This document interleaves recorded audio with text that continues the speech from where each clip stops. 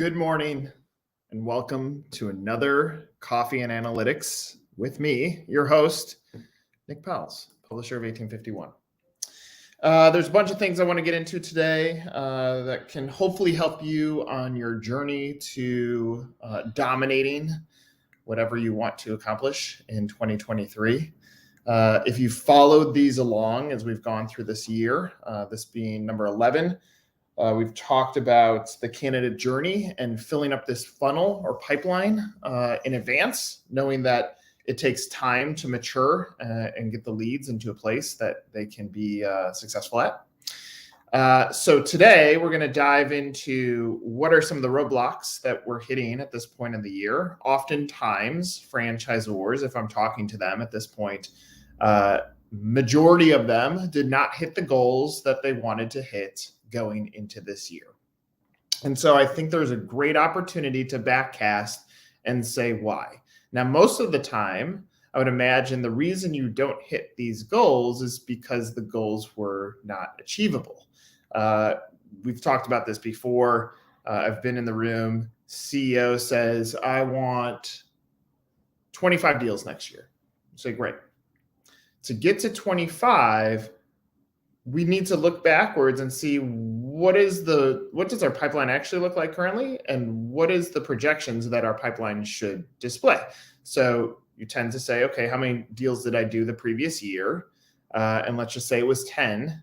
And so you say, so are we going to be able to multiply our budget by 2.5 times, knowing that eventually the snowball effect hits, and hopefully we can push candidates through at a cheaper cost per deal.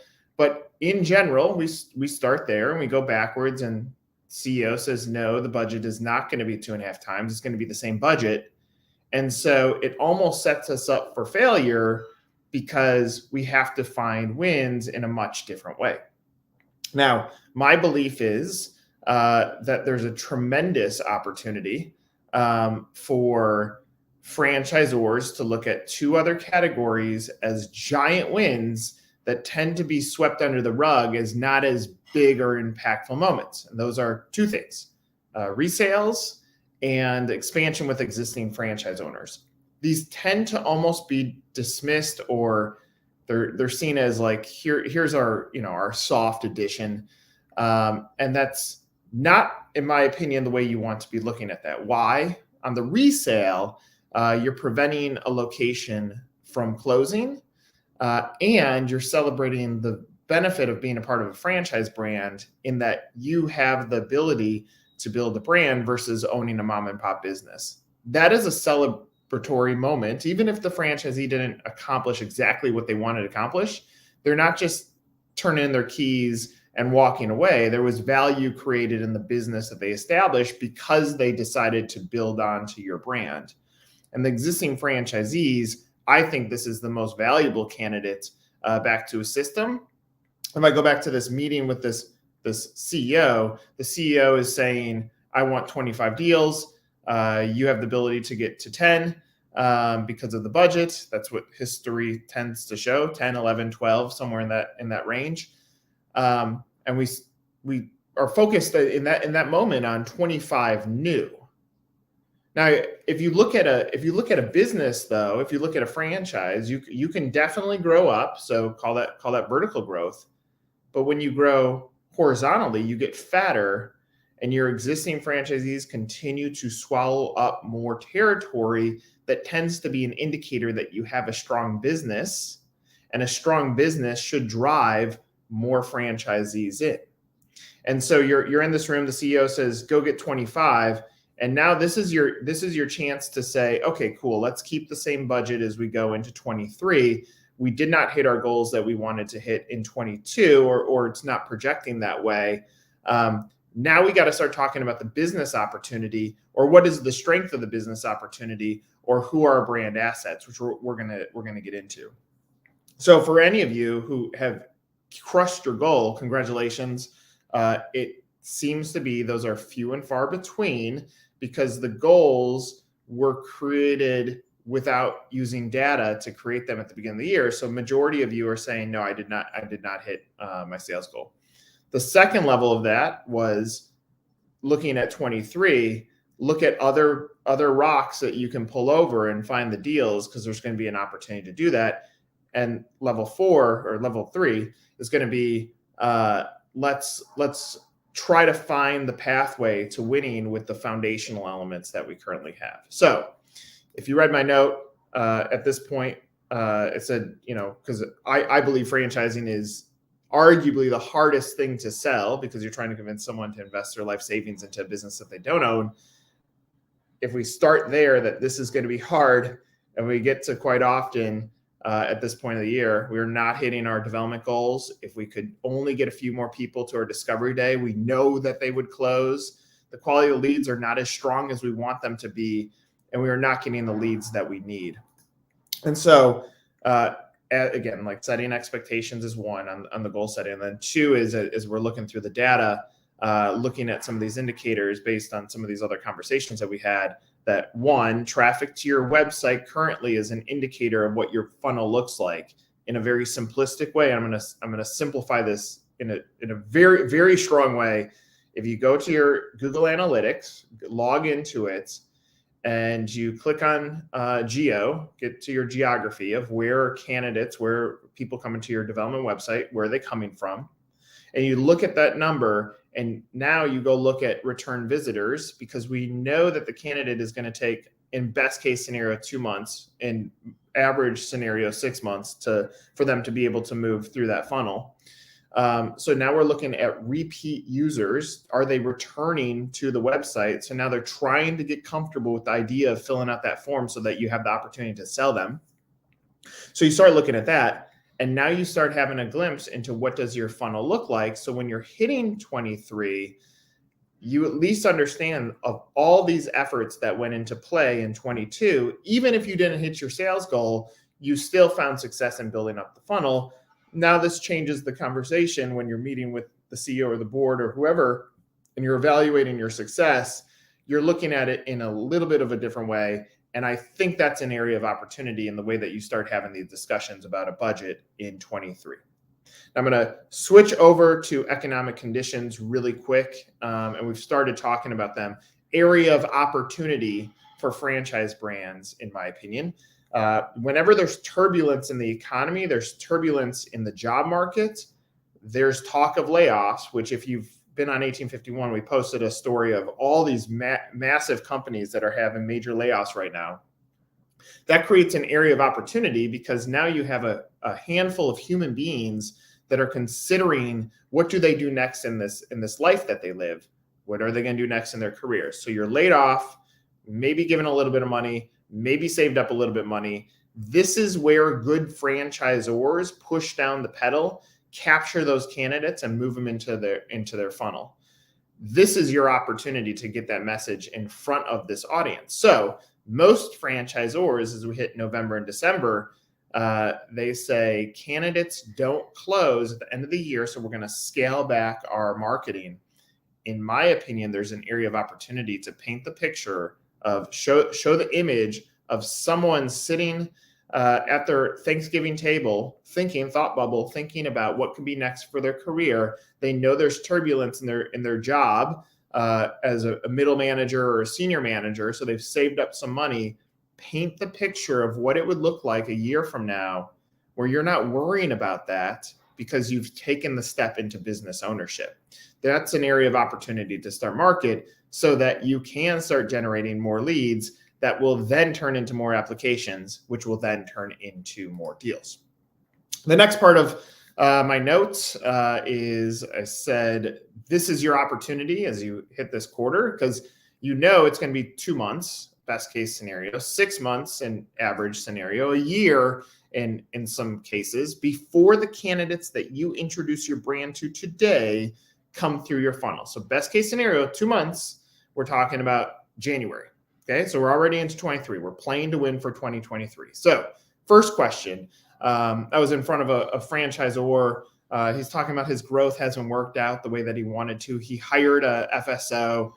And I said, okay, before we evaluate the FSO side, I just want to ask you, what are you famous for?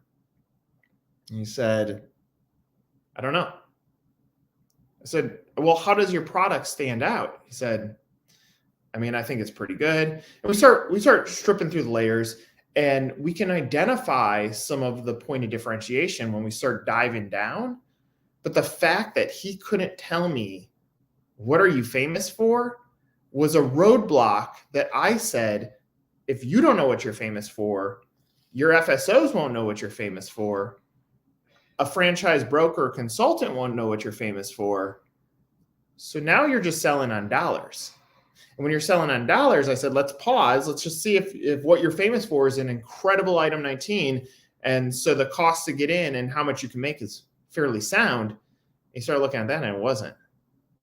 I said, so you're sitting here and you're going to blame the FSO on not working. Now, should the FSO have examined what can we actually do to get you lift? Sure. But ultimately, you as the business operator have to have the foundation set. It's your business in order to give the tools to whoever's selling your company, whether it's someone on your development team, whether it's a broker, whether it's an FSO, whoever it is. It's up to you now, CEO, leader, founder, to make sure that you have a business that is viable. We can go to the table and say, we want to, we hope to sell 10 units next year. But if we haven't engineered what we are selling, how we are selling it, and what's the area of opportunity, then we are going to be playing in a game of wishes and unicorns. And that's not a game that is usually set up to win. So what are you famous for? If you don't have that answer, find it. As soon as I'm off this call, I'm going to jump onto a proposal meeting with a franchisor, and we're going to talk about what is he positioning his brand to be famous for, and it just says franchise when you get to the franchise site. Make it crystal clear for the candidate what you're famous for so that they know that they want to be a part of this. You can see some of these brands that are having some heavy growth right now. A Dave's Hot Chicken seems to come up quite often. Is it that novel? No, but the way that they're positioning it is novel. It's making it very clear we're famous for X. Even think through what Man vs. Food as a show did for these brands, help position what they were famous for. It said, you can do this food challenge and you're famous for it. That counts. So it doesn't have to be anything incredible. It just has to be clear, because if you nail that, then to your candidate, when they're investing their life savings into this business, they're going to have a clear pathway of how do they position this in the marketplace so that they can get customers. They get customers, they grow their business. You make more royalty, they scale, it continues to get fatter, right? Second question, and this is probably more important than the famous one. Can your franchisees make money? And sometimes the answer ends up being, well, yeah, but it can take X amount of time, or yeah, but you have to hustle, or yeah, but is a fine answer, but transparency in that process is so essential. And again, like we're talking about transparency, we're talking about messaging and positioning. If you use an FSO, if you use a franchise broker, it's even more essential because they're not living and breathing your brand every day. You have to be able to make this simple for them. Keep it simple, stupid. If you're not using them, you still have to do the same for your candidates, because you got to paint the picture for them on what it's going to look like when they go into business ownership. And you got to show why now, right? So if your franchisees don't make money or are not making the money that they should, it is essential to figure out what is the best story possible on the business operations side, on the money side, because anybody that's watching this, you're competing against each other for the same candidate. We're looking for qualified and ready to buy candidates. And someone who's qualified and ready to buy, when delivered the why you why now and they move forward, you want them to land on your brand. But the reality is, qualified and ready to buy is the candidate. All of you want them. You want them to pick your brand. And so if you're not making it simple for them to pick your brand, then you may be the reason this gap actually exists. So right now, go pick up your website. Stop listening to me. Go onto your website, and what's the message do you say right when you land on there? Is it a why now? Are you saying this is why you want to buy us, and this is why you want to buy us now? And if you're not, check mark, box, put that as something that you're going to change for next year or in this month, or as you start positioning your game plan for 23, because this will help make a big difference in the way that the candidate, when we're talking about people that the ghost candidate, the people that are coming to your site, not filling out the form, to make them see it very clear why they want to buy into your business. And the last thing on the 3 bullet points that I'm trying to help you to nail so that you can win is who are your brand heroes? Now, this could be internal. This could be let's say you don't have many franchisees. Well, then you might start with the support team or the team, your leadership team that you've put in place. That's brand heroes. It could be customers, moments of success, your 5-star reviews. Like, you can still find brand heroes if you don't have franchisees. But when you have franchisees, it gives you a tremendous opportunity to have brand heroes. Far too often in today's video world, I'm seeing testimonials. And the testimonials go like, this is why I bought into this business. And, I'm excited, or whatever it is. It seems to be more scripted than authentic. And what I would advise you to do is elevate show the pathway on how they overcame the fear of business ownership. Ask them the questions when you're producing these awesome videos. How did you get through this? How did you overcome this? What made you ultimately say yes? Who excited you about this business? What did you do before this? I think oftentimes our brand heroes, where we might create a piece of content or a video or something and it just sits on the website, but we don't use it as a leveraging tool to now integrate into our sales process because we're just not given the playbook on how to do it. So let's say you go create this testimonial video. You've adjusted it for your brand hero to talk about why they're excited to be a part of your business. And so the video is filmed. It doesn't have to be anything crazy, but the video is filmed. Now, take that and you put it into a drip campaign or into email response 1. Hey, Nick, glad you have interest in owning my franchise and this can be automated. When can we schedule a time to talk? In the meantime, here's a video that I thought you would enjoy watching of a franchisee that bought into our business. Now you're using the like me. Now you're leveraging people. Brands don't sell brands, people do. That's your area of opportunity to now start leveraging that clip. Take that same clip and you post it on your Facebook, your Instagram, your YouTube channels, so that now hopefully you can put it in front of a few more human beings that might watch this video and say, I can be like that person. I want to buy into this business. You then take a little bit of digital ad dollars and you put it against that video to try to increase the audience in the markets that you want to expand to, which you pulled from your Google Analytics when you went and looked at geo, looked at how many people are coming back to the site, and now had a sense of where should we push down the spend. So now you're spending those dollars in those markets with the understanding that a human being already came to your site. Let's get messaging in front of them.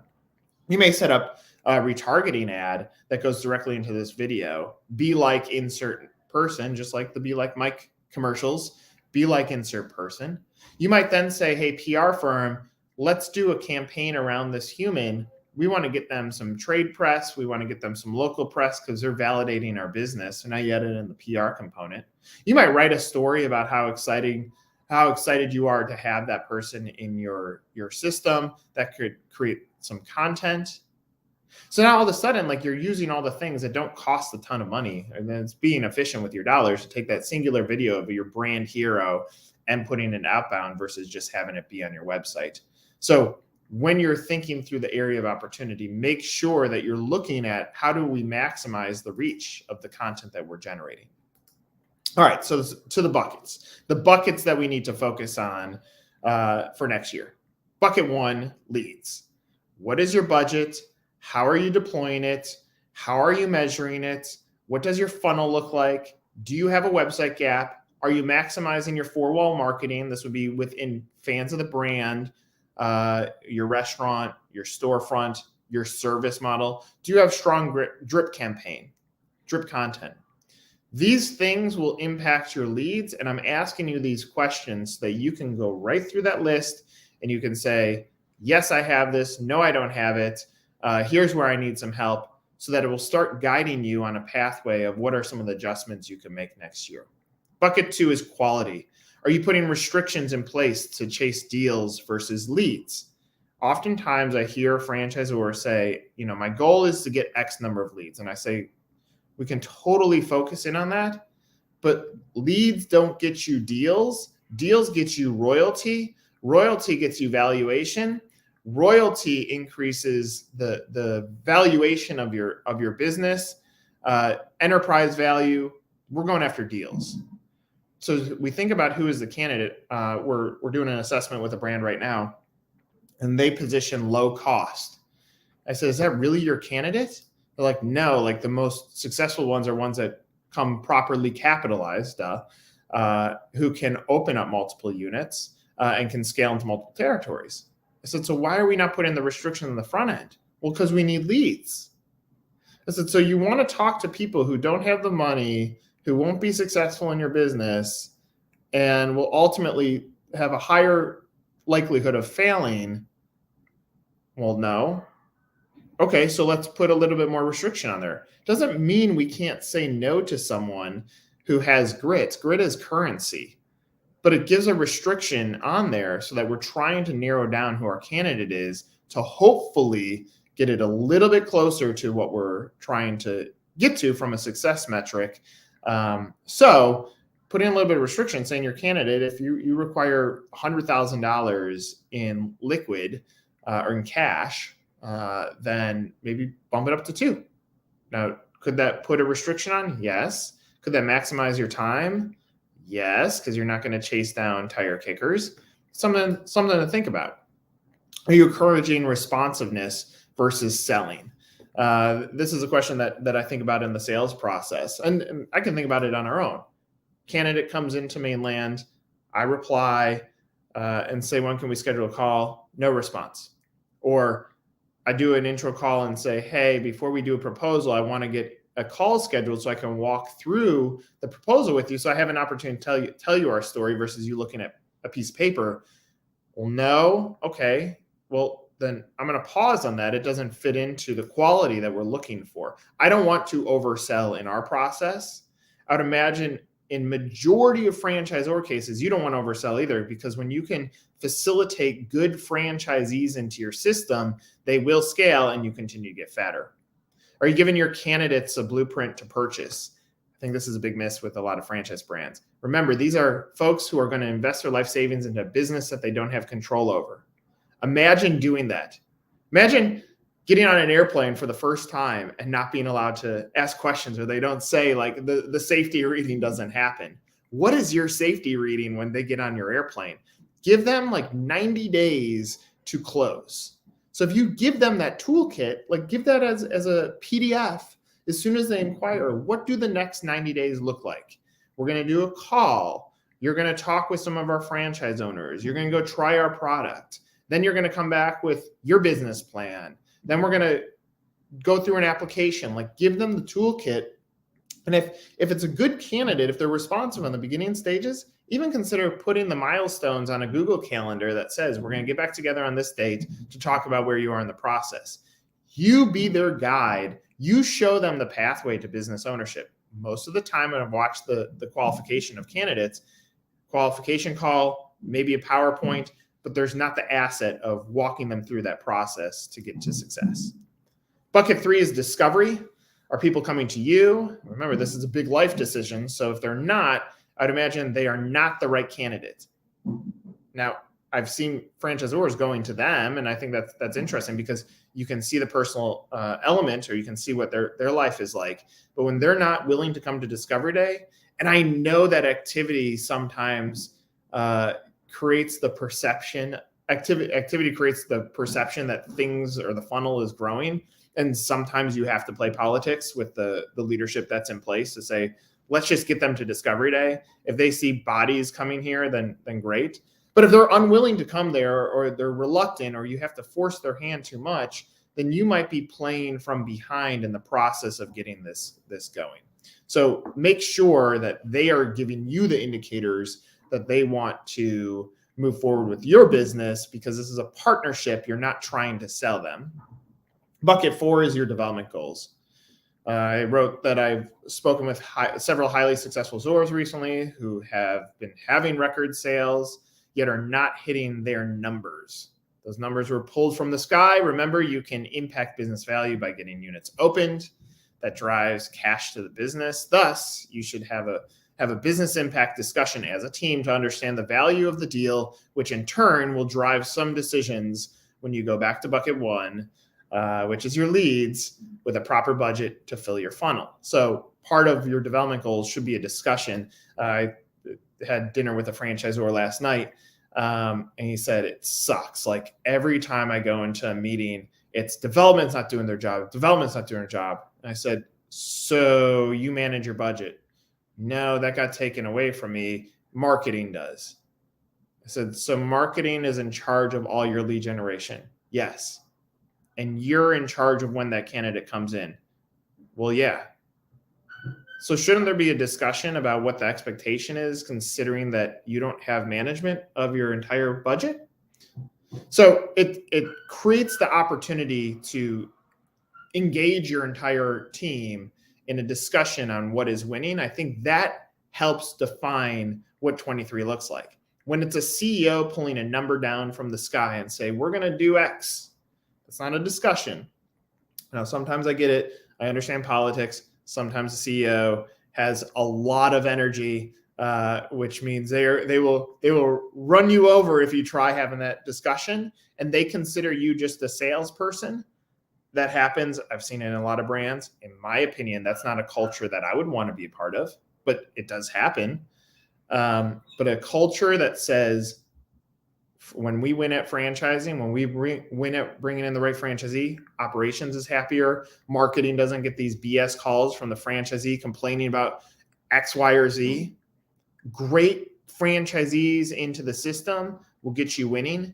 And if you think about scale, 5 franchise owners who can each own 5 units, not buy the territory for 5 units, actually get 5 units open, creates 25 locations with 5 franchisees that are scaling and making money.